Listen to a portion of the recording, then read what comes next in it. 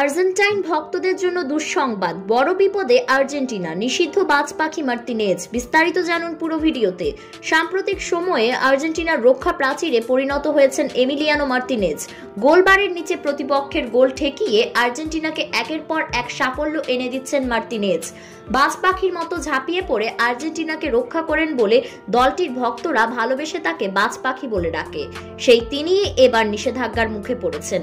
বিতর্কিত উদযাপন ও প্রতিপক্ষের ফুটবলারদের সঙ্গে দ্বন্দ্বে জড়ানোর অভিযোগটা মার্তিনেজের পুরনো। এবার সেই কারণেই শাস্তি পেতে হলো তাকে।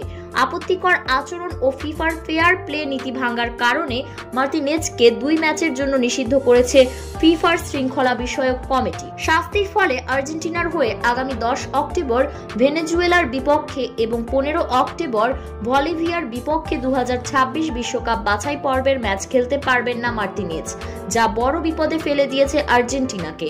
কেননা চোটের কারণে মেসিও এদিন মাঠে নামতে পারছেন।